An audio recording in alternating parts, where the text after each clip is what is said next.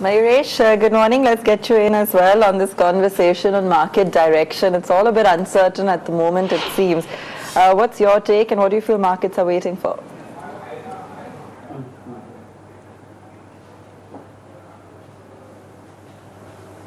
Morning, Abha. Again, I think it's going to be more global in nature, at least from our perspective at this point of time. And though everybody's talking about the BOJ and the Fed, I think once these events are over, we'll again be focusing on what happens next. So largely, I think well assumed that earnings might take one more quarter to recover. The capex cycle might take another couple of quarters, to say the least, to recover. And with the kind of reforms that we've seen that the government has initiated and the expectations of more reforms coming through, should keep our economy compared to the rest of the emerging pack in a very buoyant state. Liquidity is continuing even at this point of time. So my own take is that any declines onto the market become good opportunities to have a stock-specific action, buy qualitative stocks that you're probably waiting for to buy on corrections, and these corrections, in my opinion, would give a good entry point for long-term investors. Right. So, Mayuresh, what part of the market are you suggesting? From a value perspective, you have to look at, if we call that word, use that word rather loosely, margin of safety. Where is that margin of safety?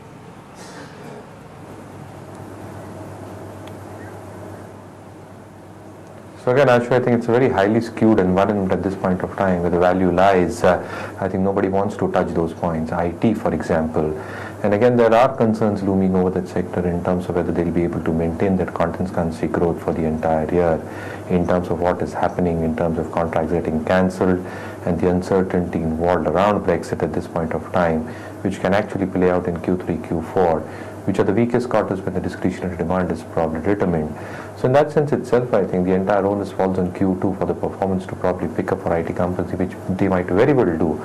But largely, again, I think my own take is that if one really makes a stock-specific call in these markets are on declines, top-tier IT companies are trading at very reasonable valuations. Infosys, for example, is trading at an EPS of around 70 rupees, FY18 estimates, TCS 150 rupees. So even if you have a marginal cut on those estimates going ahead, my own sense is that over the next 2 to 3 years, I think these companies will have the trajectory that they've maintained in the past, both in terms of constant currency and dollar terms. The other end of the market, Ashu, is highly valued at this point of time, whether you call it two-wheelers, autos, banks, NBFCs, agrochemical companies. So one really needs to wait for significant declines from a value perspective in these counters. But largely, I think IT is something that I would suggest in a staggered manner over the next few weeks, because our sense is that value still exists, even though uncertainty and underperformance might very well continue for the better part of FY17. Okay. Mayuresh, where do you see, the maximum pressure coming from on the index? Let's talk about that, because if we do see weakness, I mean, what do you feel is looking overbought currently or that's looking vulnerable? I mean, would it be the banks? Would they be first to go? Where else do you see that weakness setting in?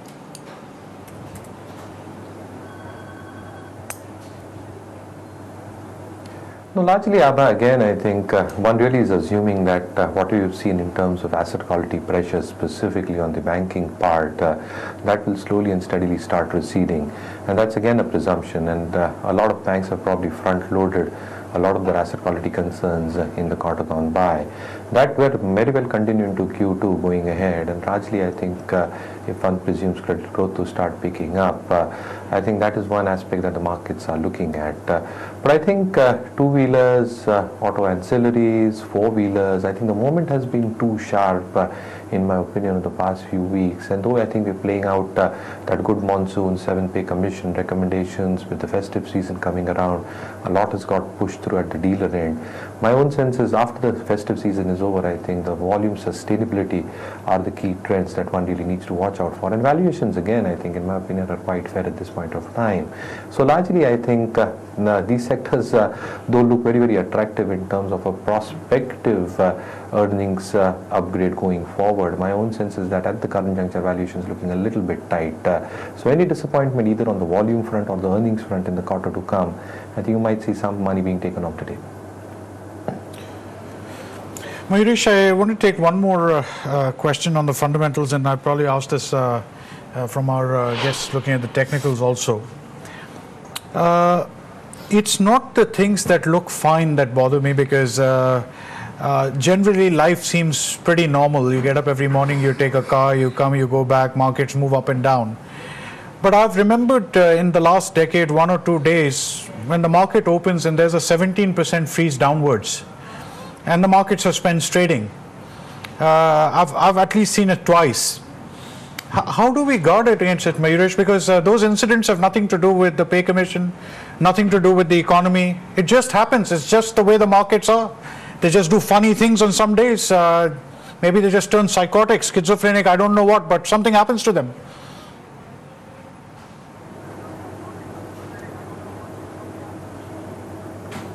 So I think there's a lot of data crunching that probably goes in, Ashu, for this part of your argument, and at this point of time I think it seems unlikely for a situation like that to conquer not just for our markets, for the global markets.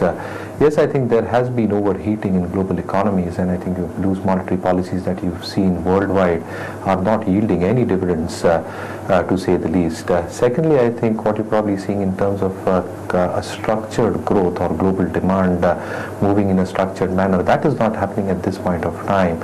So those uncertainties are definitely looming on global markets, and that's what we've seen in IMF cutting down the global estimates, both in terms of demand going forward as well as the general global growth. The third aspect probably stays as an emerging pack versus the developed markets pack.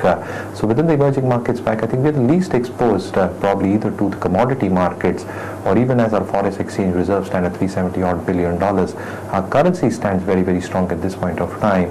Though I think exporters would want the currency probably to get depreciated, devalued in whatever sense, so that I think their terms of business probably go up with the competing emerging economies. But largely said and done, I think I do not foresee such kind of a situation happening at this point of time, though I think global demand and growth still looks a little bit patchy at this point of time. Okay, just scanning down to open now, couple of minutes left to go. So I just want to recap some of the calls that our guests have been making today on the index. So Chandan, just before opening, if you just want to run us through again what you're watching out for. For the Nifty, I'm looking at range bound move. If it manages to hold above 88.58, then only we may hope for the next leg of rally. Otherwise, it's likely to consolidate with the support of 87.20. On stock specific, we have positive on the selective pharma counter like Biocon. In other, we have positive on the IRB infra, expecting it to continuous move towards 260 zone. ONGC, which is recently given the breakout, may continue its outperformance. While on the negative side, we are having a cautious view on the selective banking counter and looking Kotak Bank to test 770 kind of zone. Rahul? I feel Nifty would stay volatile today. On the lower side, my supports are coming around say 87.20 in the Nifty spot, and on the upside, I feel the supply could be coming around say 88.10 on the Nifty spot. Mohit, Bank Nifty, yeah. Well, on the Nifty, broadly, it's 8700 to 8850 on the upside. We're range bound, so we're going to wait for a breakout on the upside, hopefully. And on the Bank Nifty also, we're in a tighter range. We're even more narrow, given that it's normally more volatile. So they're 19,750 to 9,700 are strong support zone on the downside, and hopefully if you get a break above levels of 19,950 to 20,000 on the upside, then we can perhaps head higher towards 20,200. Okay, so those are some of the strategies that our guests are looking at this morning. Just scanning down now, 30 seconds to go on the SGX. Pardon me, in the pre-open it's pretty flat, just up a little bit. And with a slight positive bias there, we've got as well at this point some names like an Adani Port or BHEL in the pre-open that are looking steady, but still watching out for perhaps what could tilt that balance. And from what I can see in the pre-open, ONGC, ITC, some of these names are still looking a little weak. Let's just wait for those quotes to kick-start. A lot of focus on the index as well, and whether it can kind of hold on within this range and within these levels, especially given any kind of volatility that may come from global cues later today. So in opening, just a slight positive uptick. Adani Port, Bharti Infratel, BHEL, some of the names there, Hero as well. It's moving higher today. It was one of the losers yesterday. Tech Mahindra, Aurobindo has been in focus lately as well. Bharti Airtel, Axis is climbing slowly as well. So those are a couple of the names there on the upside so far this morning. Power Grid's also gradually moving up now. So that's another one. L&T Gale about 3 to 4% as we speak. Okay, on the downside, we've got Ultratech, Maruti, Tata Motors, Bank of Baroda, HCL Tech, Coal India, Eicher Motors, but the cuts are limited. So the Eicher's, for example, just down about 0.2%. ITC is also flat, Reliance is flat, ONGC is flat, Kotak Mahindra, Lupin, Dr. Reddy's, SBI's, all of these names, TCS, absolutely no movement, just flat today, Ashok. Take a couple of smaller stocks. Our one is sugar. Let's keep our focus because it looks like this continuing. Ugar Sugar, Uttam Sugar, but really doesn't matter which one. I mean, if they are moving up, they're all going to go up. Then Sikagen, SICAGEN. That one was pretty strong. That one's continued. Sikagen. Aksh Optifiber didn't participate yesterday. Not Sikal Logistics. This is Sikagen India. SICAGEN. Yeah. Aksh Optifiber. That one was also had very strong momentum. That's continued. Geetanjali Gems kind of quietened down for some time, but again the moves come back. I think we discussed it more a few days ago. We'll talk about that in a moment. Bharat Rasayan again. As I said, the volumes aren't the greatest, but sometimes see if the volumes aren't the greatest, that may mean there's not enough float and the stock could continue to go up. So we'll have to watch this because the chart's clean. And Giscoal Alloys, GYSCOAL, if you can just bring that one up and see what's happening there. I'm just going to mention to you the ones where the charts are very strong. Actually, Den Networks we may have to put it because again the charts are strong. And IL&FS Transportation, that's another one. Muthoot yesterday was pretty strong, so that's continued. Oriental Bank of Commerce, really all the bank stocks. Federal Bank was very strong, that's also moving. Union Bank of India, Jubilant Life Sciences we discussed in the morning. So, and I couldn't indicate a clear trend for you except maybe sugar, because there you have a trend, but it's not a bad overall market to start out with. But as I said, let's see how this whole IPO business of ICICI Prudential shapes out, because there's also a question of when that money comes back into the market, what happens. Okay. Fair enough. Mayuresh, let me come to you on that. Given that we have been riding high on liquidity and on momentum of late, post this week and post the kind of factors that we've been looking at, central bank action, ICICI approved the big IPO, etc. Post this week, do you see that freeing up? I mean, of course, it's speculative. We still need to see how these events unfold. But what's the likelihood of seeing that momentum resume?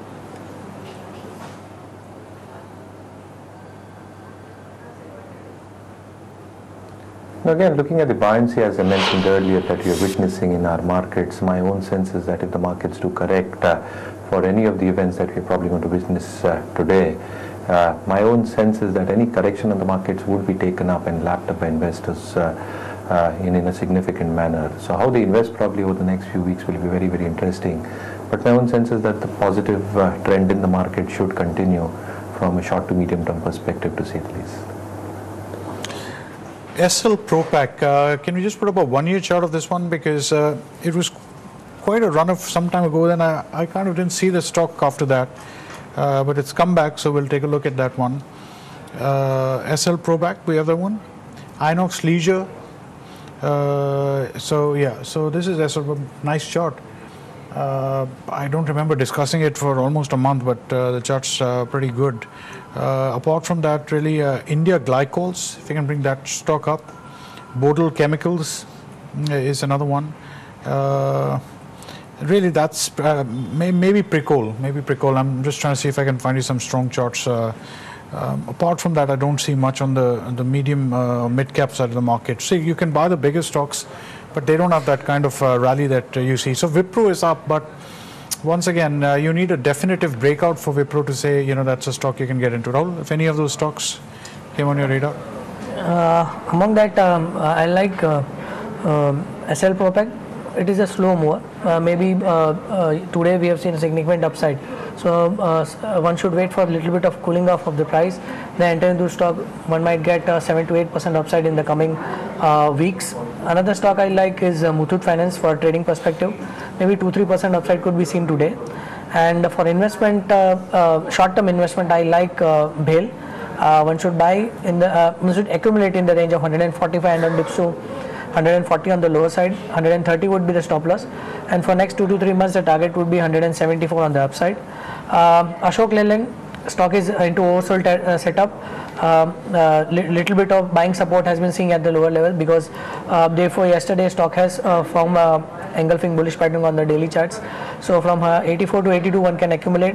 One should place a stop loss below 78, and upside I feel that stock could come to test 91 to 95 levels in next 1 or 2 months. Okay, what's catching your eye this morning, Mohit? Well, Hindalco, from the large cap, Hindalco is one that's looking good in the charts. We can see this rise higher towards levels of 150 to 152. It's a buy with a stop loss at 146. Even BPCL is looking okay on the charts and has seen a good up move today in trade. This can head higher towards 600. This is a buy with a stop loss at 587. Also from a smaller cap, there's one stock called Sharon Bio, which is again locked up on upper circuit after yesterday. So this perhaps can move higher again tomorrow towards levels of 13.50 in the days to come. Vardhaman Textile also is one that's looking good in the charts, seen a good up move in trade today, a fresh breakout, and this can head higher towards levels of 1150 next. So this is a buy with a stop loss at 1080. GOCL Corp is one that's looking good in the charts, seen a good up move in trade, trading at all-time highs. This can head higher towards levels of 325. It's a buy with a stop loss at 300. And lastly, SL Propack also is one that's looking good in the charts and has seen a good up move in trade today, a clear breakout on the upside. This can head higher towards levels of 255. It's a buy with a stop loss at levels of 235. All right. Let's just bring up the index once more, and I wanted to see the Nifty, the Bank Nifty, and also if we can bring up Reliance. Let's see if there is any sustainability. You know, it's almost like there's no momentum. It's just being pushed or just making to stay there. And consolidations always make me nervous because the markets can head either way. So we got to see exactly how this pans out. Rahul, have you identified anything that you're seeing on the smaller cap? We have seen UCAL, Precol, Munjal Auto, a number of the auto ancillaries move up. Is there any significant sustained momentum there? See, if Precol, if you see, the charts has risen very sharply, 90-degree charts. The momentum is still intact, so maybe this momentum could carry, but one should play the story with the trailing stop losses. Another stocks, looking at the current market situation, markets are a little bit of indecisive in nature. Market moving in a highly broad range in last couple of days, so one should stick to the frontline stock in specifically the stocks which are into oversold setup, where we could see some sort of technical pullback. But already the stock which have rallied significantly, one should wait for the price cool off and then take a shot. Okay. Mayuresh, what would you be looking to buy on dips in this market? I mean, what would be your favorites? How's cement looking to you? Auto? Where are you focusing?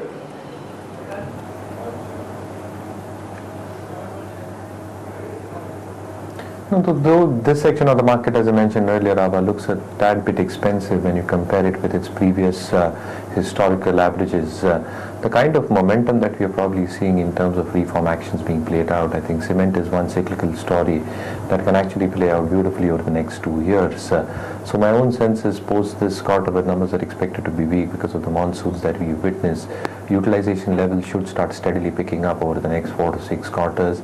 Realizations more or less stable at this point of time should start picking up as demand activity picks up, specifically from the housing segment.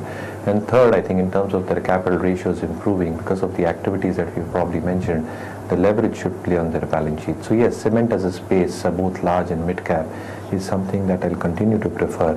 And as I said on declines, the cyclical moments that we probably witness with credit code expected to pick up over the next few quarters, credit costs expected to stay benign, and largely asset quality pressures seemingly look like receding for the banking pack as a whole. The larger private sector banks along with key NBFCs specifically towards housing finance can be something that can be looked at. And agrochemicals as a space as well on declines. My own sense is that with good monsoons that we probably witness, the numbers should be exceptionally good for a whole key host of agrochemical companies operating within this space. Mayuresh, the challenge is not so much which sector does well. The challenge is whether the stocks in that sector are going to share anything with us. Cement, at least to my knowledge, has really never been much of a sharer of anything. So I can only depend on capital gains to make some money, because the companies themselves are not going to give anything to me. Then we have two sets of companies, one like Hero MotoCorp, stocks that were 10 rupees one day, or ITC, that have pretty much just kept giving something to shareholders. So the shares now are so heavily valued that you're not going to find anything new. Or then you have the JP Associates, where you didn't give anything to shareholders, so you're a penny stock anyway, you don't get anything out there. How do we invest here, Mayuresh? Because the sector can do whatever, but I also have to see what kind of companies and managements make up that sector, and do they have any habit of giving anything to anybody?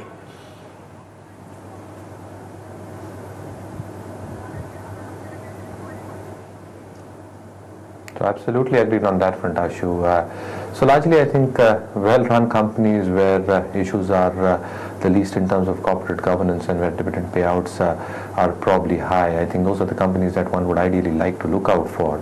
But largely I think if you look at the spectre at this point of time, the high dividend payout companies to the extent of 3 to 4% largely fall in the PSU bracket.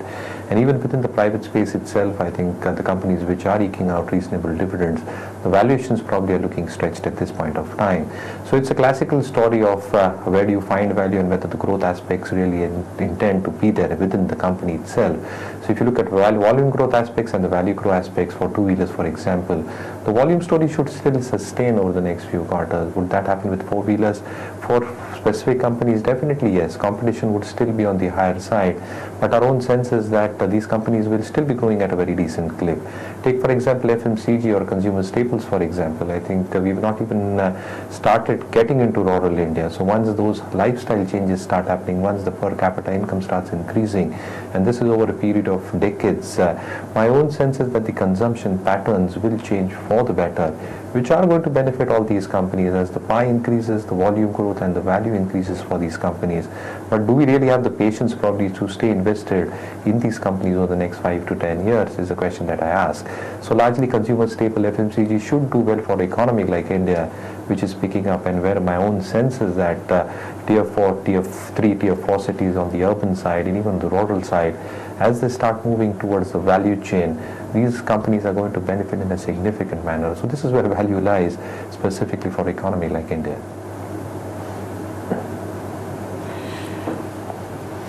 Okay, just before we wrap up, a few last questions. Rahul, on the index, do you want to leave us with a strategy?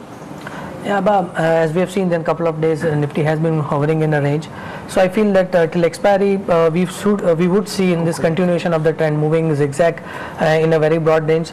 So there would not be a clear trend in Nifty, but yes, the traders, option traders can do one thing, can go right out of the money call, 9,000 call at the higher side, and again on the lower side, one can go right 8,400 put on the lower side. So maybe Nifty could stay in between this range till expiry. So a high risk trader can do this right after the money call of 9,000 and on the lower side out of the money put of 8,400 on the lower side.